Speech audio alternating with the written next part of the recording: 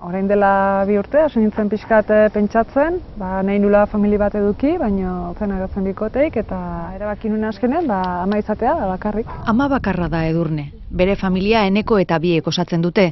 Zeukan gogoak eta ginekologoari egindako bizitak bultzatu zuten erabakiak azkartzera. Nintzen olako marra bat, hau da zure fertilidadea, eta 38 nintzen, eta hori izan zen, hori grabauta ditu zitzaidan. Adopzioaren aukera aztertu zuen, baina nahiago izan zuen modu biologikoa. Gerditzarena eta bularra ematerena, esperientzi guztiek sentitzeko gogoan nuken baita, gero zure gorputzak dauken ahalmen hori bizitza sortzeko edo bizitza besteko, emateko. Pena pixkat ematen jate gizon asko kaldertatiz ezin dutelako. Berdin zitzaion alaba edo semea, haurraren osasuna eta hezkuntza egokia dira garrantzitsuak beretzat, inseminaziorako emailearen profila baina gehiago. Bere personalitatearen gauza importante bat edukazioa dela, genetika, zer ikusikiko da, baina inbesten ikustet ez da, Azie edo, nahiko bermatuta dago, dela, gizonezko, nahiko osasun hona daukela. Ondo hausnartuta zeukan amatasuna. Egia esan etxenek komentu nuen erabaki hartuta neonen da ordu neonen. Ordurate,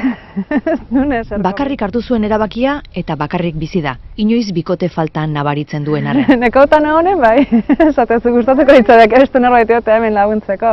Referentzi maskulino bat emantzako hor daukezu, oso gertu daukezu. Hori da pixkat nik faltan botako nukeena, baina, egia esan familiko asko laguntzen nahi die. Nea nahi eta nire oso bai die. Liburuetan eta internet sarean aurkitu zuen informazioa eta erabakiak hartzeko laguntza eta babesa. Ekonomiko kitzen musiliko nintzen, keska hundiena umea zen. Umea sorientzu izango zen, pixkat famili estandar gabe, Foro badago baita interneten, informazio asko irakurri nuenan eta kontra nintzen eta oso lasai gaina. Edurne bakarrik dago, baina ez bizitzaren aurrean itxita. Bikote desberdinak eukitut, gauzatzen aurrea jun, jazta. Baina, ez dakit, etorkizunen baita, baikotea topatzen badin badet, behitu oso ondo, oso guzta. 3 izango ziatela? Bai.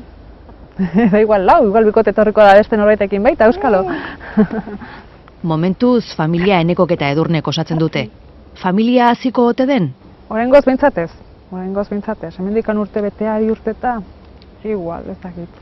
Baina hori baita erabaki hori sobrera martxatuko du baita.